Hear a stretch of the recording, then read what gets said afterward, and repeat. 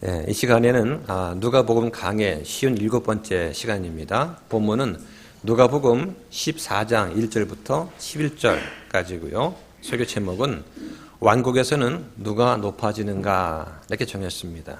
자, 오늘 내용은 아주 평이하고 쉬운 그런 내용입니다. 누가복음 자체가 특별한 교리를 담고 있는 어려운 내용이 아니기 때문에 오늘 편하게 또 들어주시면 좋겠습니다.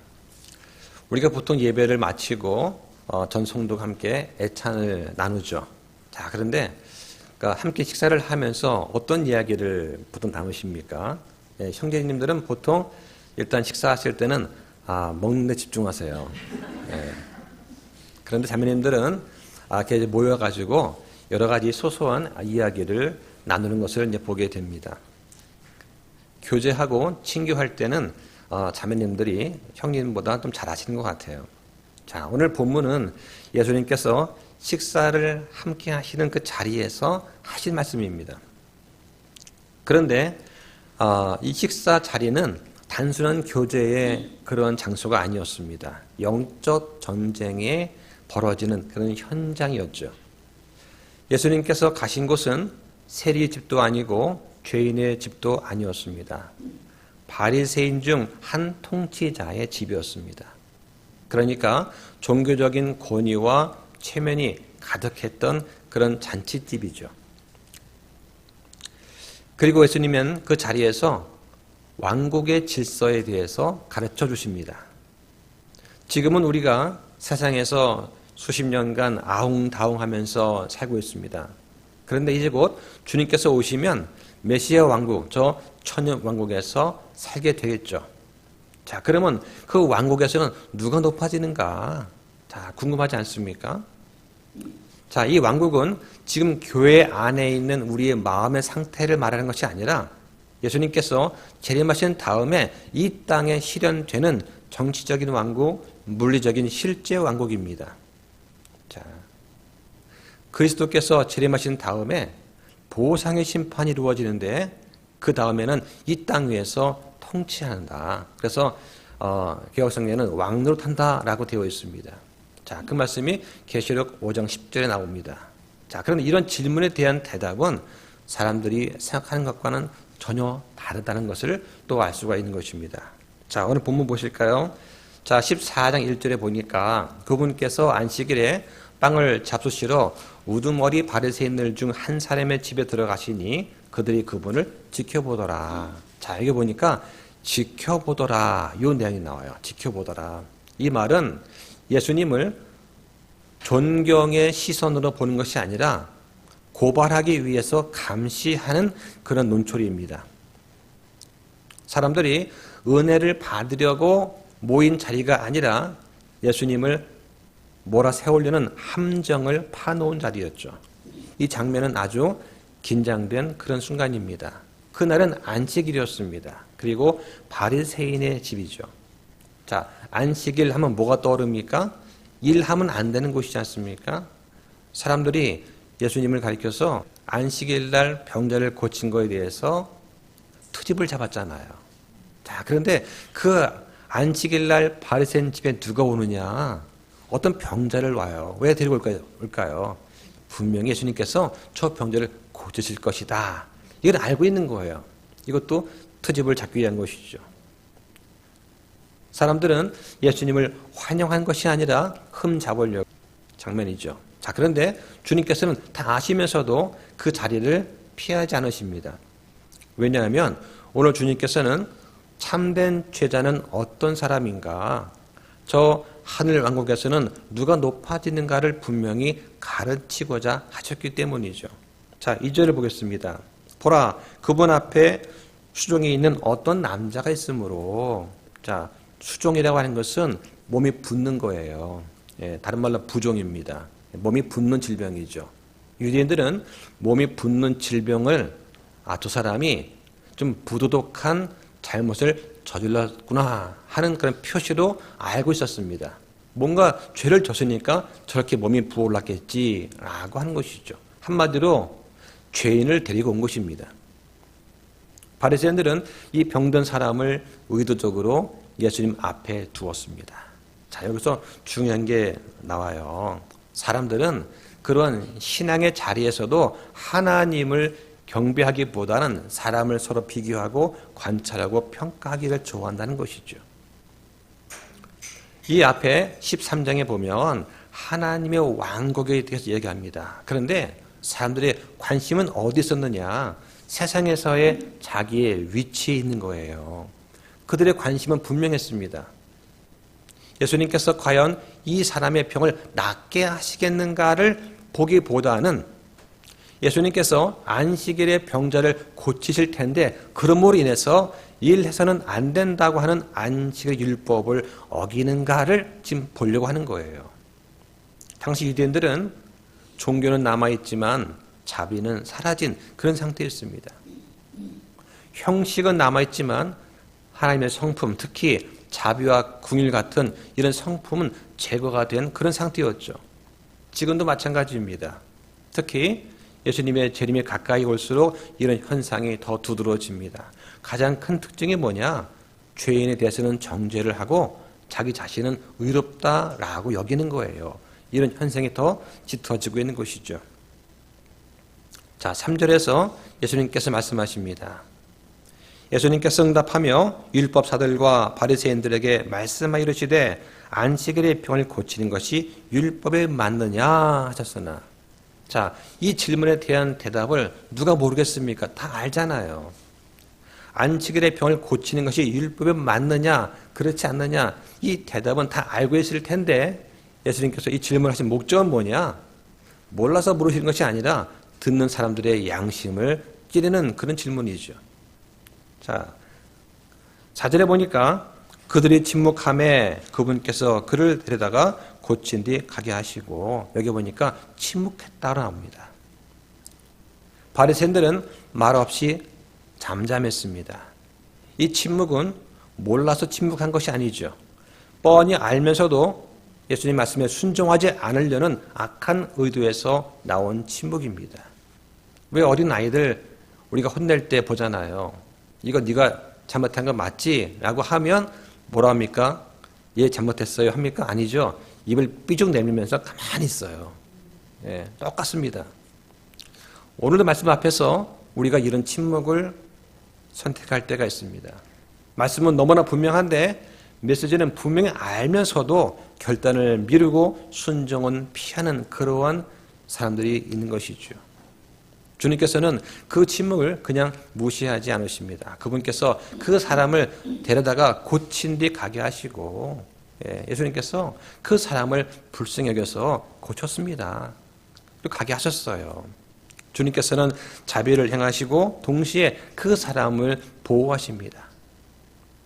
여기서 종교의 잔인함과 주님의 긍휼이 극명하게 대비가 되는 것이죠. 자, 근데 사람들은 관심이 어디 있느냐? 으뜸되는 자리를 탐하는 데만 관심이 있는 거예요. 자, 7절 보겠습니다. 그분께서 초대받은 자들이 으뜸 가는 자리를 택하는 것을 눈여겨보시고 그들에게 비유를 들어 말씀하시되, 그냥 말하면 반발하고 이해를 못하니까 비유를 들어서 말씀하시는 거예요. 자, 여기 보니까 그분께서 초대받은 자들이 으뜸 가는 자리를 택하는 것을 보시고 하셨습니다. 예수님께서 먼저 가르치시기 전에 먼저 보셨습니다. 누가 어디에 앉아 있는가? 누가 더 앞자리를 차지하려고 하는가? 누가 더 높은 자리를 탐하는가? 사람들은 말로는 겸손한 척하지만 행동은 그렇지 않습니다. 자, 이 장면이 왠지 익숙하지 않습니까? 사람들은 본능적으로 인정받고 싶어하고 눈에 띄고 싶어하고 높아지고 싶어합니다.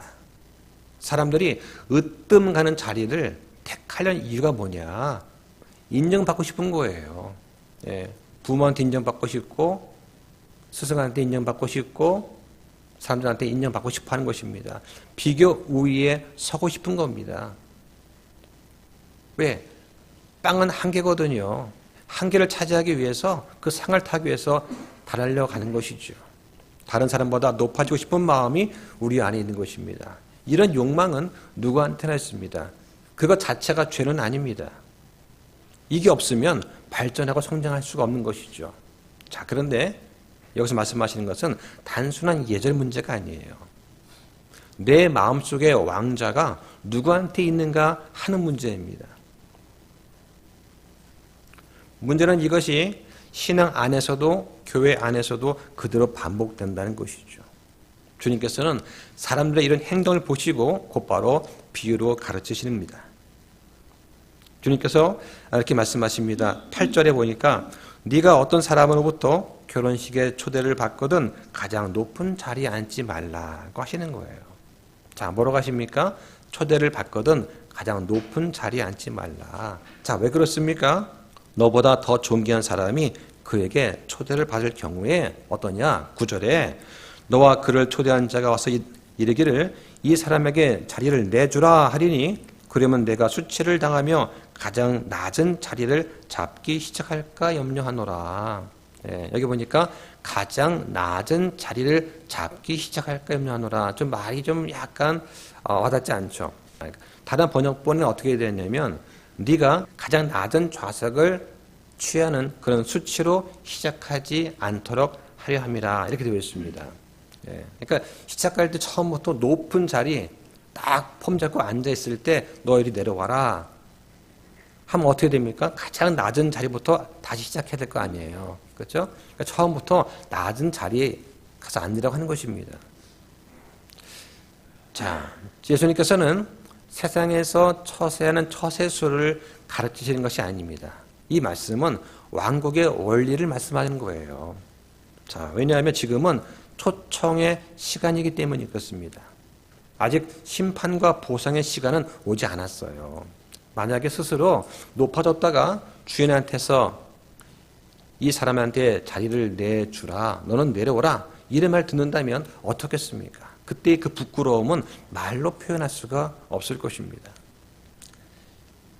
이 말씀은 사람들 앞에서 당하는 그런 수치가 아니라 하나님 앞에서의 수치를 당하는 그런 심판을 예표하는 말씀이죠.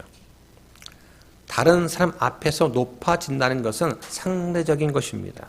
언제든지 부끄러움으로 바뀔 수 있는 자리죠. 예. 어제까지는 영광의 자리를 얻었지만 오늘 내가 저 밑으로 거꾸라질 수도 있는 것입니다. 이게 세상이죠. 자, 그런데 주님께서 말씀하십니다. 10절에 보니까 오히려 네가 초대를 받거든 가서 가장 낮은 자리에 앉으라. 그러면 너를 초대한 자가 와서 너에게 이르기를 친구여 더 높은 데로 올라가라 하리니 그때 네가 너와 함께 음식 앞에 앉아있는 자들 앞에서 영예를 얻으리라. 예수님께서는 오히려 가장 낮은 자리에 앉으라고 하십니다. 자, 왜 그렇습니까? 그러면 너를 초대한 자가 와서 말하기를 친구여 왜 여기 있어? 더 높은 데로 올라가 한다는 것이죠. 여기서 중요한 것은 뭐냐? 누가 높이는가 하는 것입니다. 누가 높이는가? 내가 나를 높이는가? 아니면 하나님께서 나를 높이시는가 하는 것입니다. 그 높이는 주체가 누구냐? 나 자신이 아니에요. 나를 높이시는 분은 바로 나의 주인이신 하나님이시다 하는 것이죠. 이 차이가 바로 제자와 종교인의 차이점입니다. 종교인들은 어떤 체계와 형식을 따르지만 제자는 주인의 말씀만 따릅니다. 종교인은 이걸 지켜야 내가 의로워지는가 묻지만 제자는 주님께서 무엇을 원하시는가 하는 것을 물어봅니다. 이것이 차이점이죠. 자, 11절 보겠습니다. 이 11절이 이 비유의 결론 말씀이에요. 누구든지 자기를 높이는 자는 낮아지고 자기를 낮추는 자는 높아지리라 하시니라 그 말씀하십니다. 자, 오늘 말씀은 어떤 도덕적인 그런 격언의 말씀이 아니에요. 오히려 하나님 왕국에서 일어나는 절대적인 원칙의 말씀을 합니다. 또한 이것은 선언의 말씀입니다. 여기서 말하는 높아진다는 게 뭐냐? 구원의 문제를 말하는 것이 아니에요. 어떤 칭의 문제도 아닙니다. 바로 하늘 왕국에서 위치, 하늘 왕국에서 받는 보상, 영광의 문제다 하는 것을 잘 기억하면 좋겠습니다.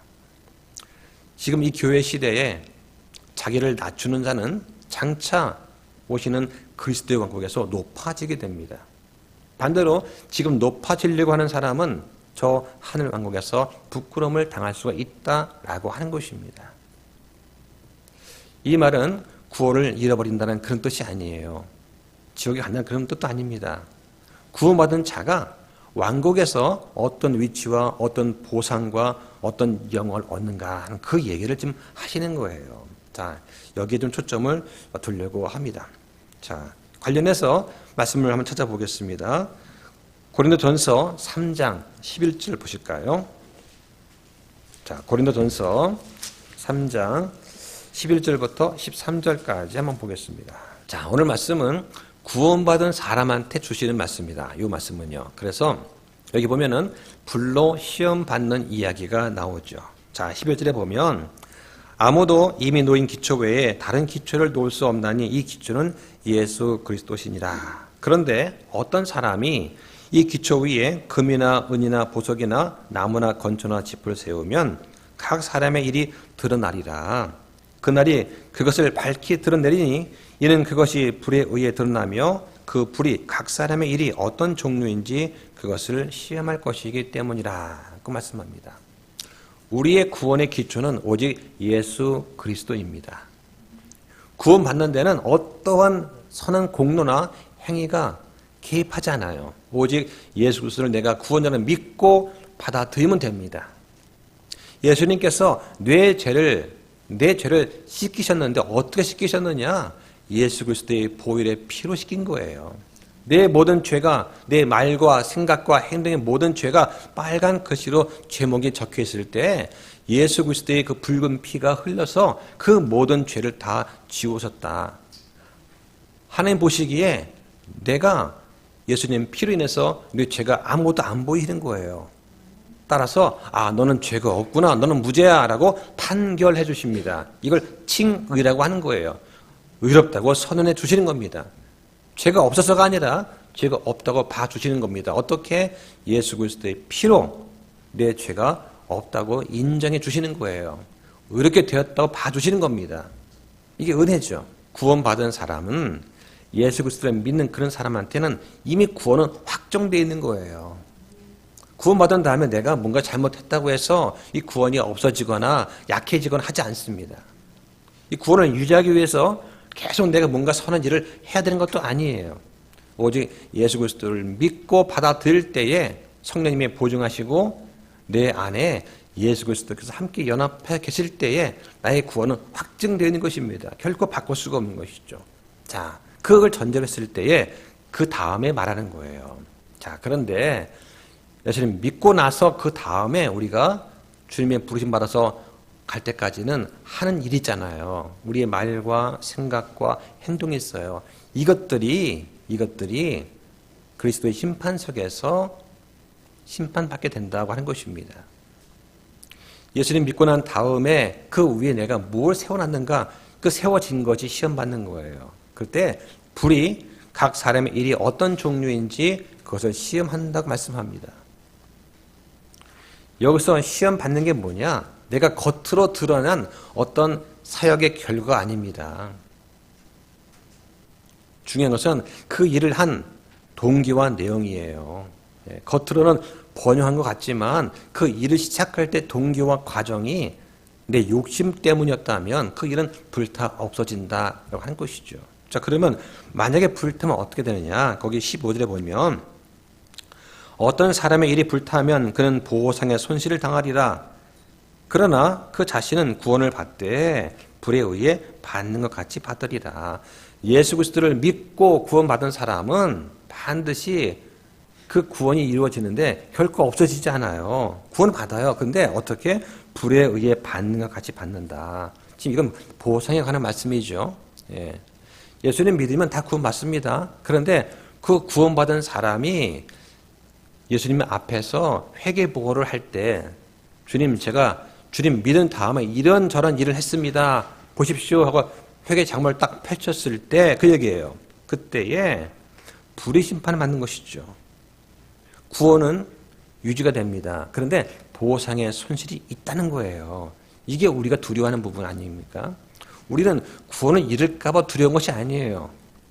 구원은 확실한데 그 다음에 내가 했던 그런 모든 일들이 주님 앞에서 야 이건 네 욕심 때문에 한 것이네. 이건 삭제.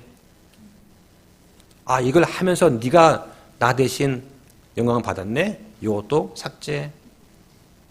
그렇게 하면서 보상이 하나 둘 깎여 나가는 거 이게 두려운 거 아닙니까?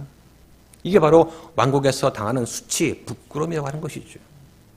자, 이번에는 고린도 후서를 보겠습니다. 고린도 후서 5장 10절을 보시죠. 자, 함께 읽습니다. 시작.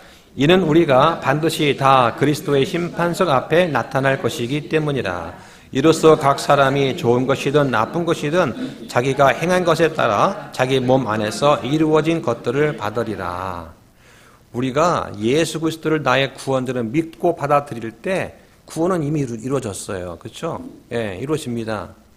자, 그런데 그 다음에 믿습니다 하면 하고 나서 주님께서 오시면 참 다행일 텐데 그렇지 않잖아요. 그렇죠? 자, 그러면 주님 오실 때까지 우리가 행한 여러 가지 말과 행동과 생각들 있잖아요. 예, 이것들에 대해서 주님께서 보상을 주시기 위해 심판하신다. 예. 이 심판은 믿지 않는 사람과 관계가 없어요. 예. 믿는 사람입니다. 성도들이죠. 장소가 어디냐? 그리스도의 심판석, 베마라고 하는 곳에서 이루어진다. 언제냐? 교회가 휴거된 다음에 이루어져요. 이 심판은 100% 심판이 아닙니다. 구원의 판결도 아니에요. 오로지 보상에 대한 평가다 하는 것을 잘 기억하셔야 됩니다. 여기 보니까 10절에 좋은 것이든 나쁜 것이든 이렇게 말합니다. 좋은 것이든 나쁜 것이든. 나쁜 것이라는 말은 악을 말하는 거예요. 악한 것. 그런데 이 악은 반드시 큰 범죄만을 뜻하는 것이 아닙니다. 여기서는 자기 영광을 위해서 한 일들, 다른 사람한테 보여주기 위해서 했던 여러 가지 섬김이나 봉사, 내가 높아지기 위해서 추구했던 어떤 직분, 겸손의 외형만 있고 그 중심은 교만했던 그런 일들. 자, 다시 말하면 나중에 아니라 지금 내가 높아지려고 하는 그런 태도를 말하는 것입니다. 이런 것들은 지금 당장은 사람들한테서 박수받을 수 있습니다. 아우, 저 형제가 이런 일을 했대. 저 자매가 이런 섬김을 했어 하면서 하는데 문제는 뭐냐? 그 동기와 그 내용이 정말 순수했으면 괜찮아요. 근데 그 동기와 그 내용이 아나니와 삽비라처럼 야 저기 보니까 바나바가 자기 거 팔아가지고 서답게 내놨더니 막 칭찬하네. 나도 그 칭찬 받아봐야 되겠다. 나도 한번 그 중심에 서봐야 되겠다 해서 나도 똑같이 내 거 팔아서 내놓으면서 일부는 숨기고 일부는 내놓는 것이죠. 그 동기가 뭡니까? 사람한테 인정받고 싶어 하는 거 아니에요? 그 결과가 무엇이냐? 성령을 속였기 때문에 그 아나니와 삽비라가 한 날에 함께 죽게 되었다 하는 것이죠. 이러한 그리스도의 심판석 앞에서, 이 불 앞에서는 아무것도 남지 않는 그런 수치를 당하는 사람이 있다라고 하는 것이죠. 자, 그러면 이 그리스도의 심판석에서는 무엇이 남는가? 낮은 자리에서 한 순종, 아무도 알아주지 않는 그런 몰래 한 섬김, 주님만 아시는 그런 신실함, 충성된 것, 그리고 내 십자가를 내가 지고 그러한 삶을 사는 것, 이것이 세상에서는 낮았지만 하늘 왕국에서는 높임으로 바뀐다라고 하는 것입니다. 제가 이제 이런 목회자 친교회 가는 이유 중에 하나가 있어요. 뭐냐면은 다 이제 저보다 선배들 아닙니까? 그러니까 선배 목사님들이 어떻게 목회를 하는지 또 모였을 때 어떻게 하는지 잘 봐요. 그러면 그 중에 한 분이라도 자기를 드러내거나 높아지려고 하거나 그런 분이 없는 거예요. 지금 몇 년째 지금 쭉 제가 빠지지 않고 참석하면서 쭉 보면은 그 몇 년 동안 진짜 그 누구 자기를 드러내거나 남 앞에 높아지려고 하거나 자랑하거나 이런 분이 한 분도 안 계시다. 당연히 그래야 되죠. 목회자인데, 그죠? 당연히 그래야 되지만 그 당연한 것을 당연히 하는 분들이 있다는 거, 이런 것들이 저한테는 또 하나의 위로가 되고 또 힘이 됩니다. 성경에서 낮아지면 높아진다. 이런 법칙은 가장 먼저 예수님 자신에게서 성취가 되었습니다. 자, 한번 보시죠. 빌립보서 볼까요? 자, 빌립보서 2장 5절 한번 보겠습니다. 5절부터 8절까지 쭉 보시면, 자, 5절에 너희 안에 이 생각을 품으라. 그것은 그리스도 예수님 안에도 있던 생각이라. 이 생각이 어떤 생각일까? 예수 그리스도의 겸손하게 된 그 생각이 뭐냐? 7절에 스스로 무명한 자가 돼서 자기 위에 종의 형체를 취하시고 사람들의 모습이 되셨다. 8절에 사람의 모양으로 나타나서 자기를 낮추시고 죽기까지, 곧 십자가로 인해 죽기까지 순종하셨다. 그 말씀합니다. 예수님은 하나님과 같은 분이세요. 그죠? 삼위일체 아닙니까? 그런데 그 하나님께서 종의 형체를 취하시고 사람의 모습이 되셨다. 왜? 사람을 구하려면 사람과 같은 존재가 돼야 돼요. 예. 그러니까 구약 때는 사람의 죄를 지으면 동물을, 짐승을 잡아서 제사를 지냈잖아요. 예. 그러니까 그 일시적으로 그때 죄는 삭제가 됐지만, 근데 그렇게 해서 용서가 된 죄가 오래 못 가지 않습니까? 그러니까 예수님께서 사람의 모양으로 나타나셔서 자기를 낮추시고 죽기까지 십자가로 인해서 내 죄를 대신 짊어지고 죽으셔야만 됩니다. 더 중요한 거, 죽은 다음에 부활하셔야 되는 거예요. 부활하지 않으시면 다 도루묵이에요. 예. 예수님께서 내 죄를 짊어지고 죽으셨다가 3일 만에 부활하셨다. 이 부활이 중요한 겁니다. 이 부활이. 자, 에베소서 1장에 보면 하나님께서 예수님을 어떻게 높이셨는가 알 수가 있어요. 한번 보실까요? 에베소서 1장 20절 보시죠. 앞쪽에. 에베소서 1장 20절부터 22절까지 한번 보겠는데요. 자, 20절에 하나님께서는 그리스도를 죽은 자들로부터 일으키시고 하늘의 초소들에서 자신의 오른쪽에 그분을 앉으실 때에 그 권능을 그분 안에서 발휘하사 그분을 모든 권력과 권능과 강력과 통치와 이 세상뿐만 아니라 옳은 세상에서 불리는 모든 이름보다 훨씬 위에 두셨으며 또 모든 것을 그분의 팔 아래 두시고 그분을 모든 것 위에 머리가 되게 하사 교회 주셨다 합니다. 예수님께서 스스로 낮아졌더니 하나님께서 예수님을 높이셨다고 하는 것입니다. 먼저 낮아지고 나중에 높아지는 거예요. 먼저 고난이 있고 나중에 영광이 있는 거다. 이 순서는 절대 바뀌지 않아요. 자, 예전에 어떤 분이 이제 이런 질문을 하셨어요. 하나님께서 그리스도를 왜 죽음에서 일으키셨다고 하지 않고 죽은 자들로부터 일으키셨다고 하나? 참 중요한 질문이었는데, 예, 그때 질문이 답이 좀 부족하지 않았나 싶어요. 자, 이걸 준비하면 다시 한번 생각을 해봤습니다. 성경에 보면 죽은 자들로부터 from the dead 이라는 표현이 성경에 53회가 나옵니다. 그런데 가장 많이 나오는 것이 어디냐? 사도행전이에요. 9번 나옵니다. 이 사도행전은 교리서가 아닙니다. 사도의 설교를 기록한 책이죠. 그리고 그 설교의 핵심 메시지가 뭐냐? 하나예요. 너희가 십자가에 못 박은 예수님을 하나님께서 죽은 자들로부터 일으키셨다 하는 것입니다. 자, 그런데 여기서 보면 왜 사망으로부터, 왜 죽음으로부터 하지 않고 죽은 자들로부터 라고 말씀하시느냐? 참 중요한 거예요. 만약에 죽음으로부터, 사망으로부터, from death 라고 하면 이게 뭔 뜻이냐? 죽음이라고 하는 상태, 그런 죽음의 권세로부터의 구출을 말하는 것인데 이 말은 반드시 부활을 포함하지 않아요. 사망으로부터 이 말은 부활을 반드시 의미하지 않을 수도 있다고 하는 것이죠. 그러니까 육체적인 죽음일 수도 있고 영적인 죽음일 수도 있고 혹은 죽음의 위기를 가리킬 수도 있는 거예요. 그래서 이 말은 구원이나 보호의 개념에 가깝다. 죽은 자들로부터라고 하면은 어떤 뜻이냐? 실제로 죽어 있던 자들 가운데서 부활했다는 걸 의미하는 거예요.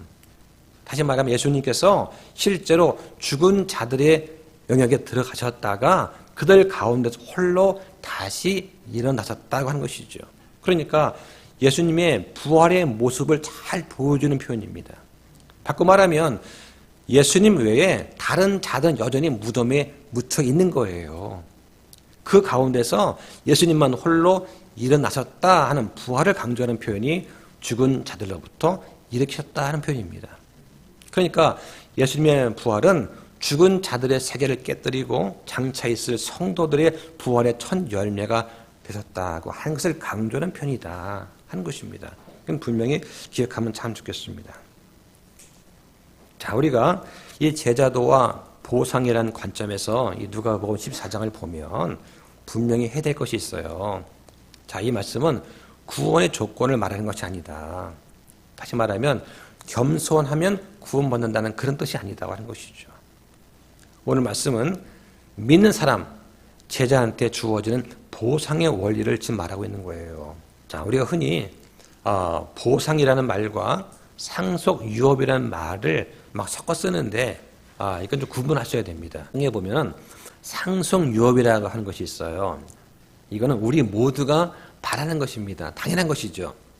자, 보상도 당연한 것인데 근데 보상은 거저 주어진 것이 아니에요. 다시 한번 상속유업은 거저 주어지는데 보상은 거저 드린 것이 아니다. 상속유업이 뭐냐?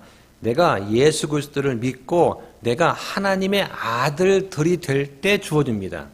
오늘 예수님을 영접하고 구원받은 우리 이초영녀님, 그 형님은 상속유업이 딱 정해졌어요. 벌써 확정된 겁니다.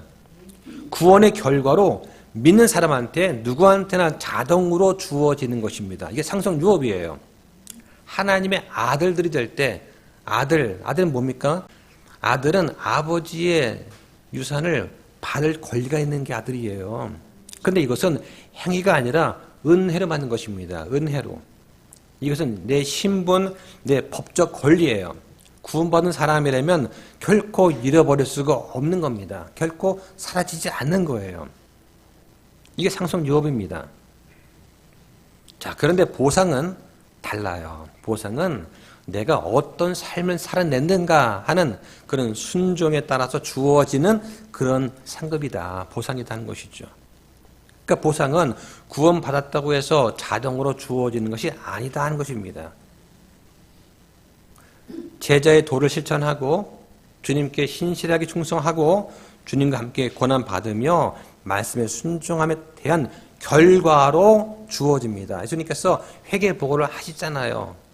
네가 언제 구원받았는데 그때 이후로 네가 한 모든 생각과 말과 행동이 다 이렇게 기록되어 있어. 이거 가지고 예수님께서 이제 회개 정리를 해주신다. 그런데 어떤 행에 따라서 내 보상을 잃을 수도 있다고 하는 것입니다. 또 이 보상에는 차등이 있는 거예요. 똑같이 주는 것이 아니에요. 사도 바울이 받는 보상과 내가 받는 보상이 같을 수가 있겠어요? 그리스도의 심판 속에서 회개보고를 할 때 그 보상의 정도가 아주 공의롭게 정확하게 결정이 된다 하는 것입니다. 우리의 머리털 하나까지도 세시는 하나님께서 정확하게 분별하신다고 하는 거죠.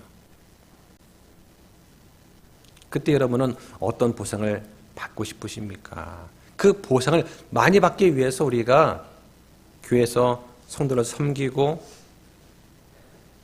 말씀을 실천을 하고 말씀에 순종을 하고 기도하고 찬송하는 겁니다. 찬송도 찬송의 열매예요.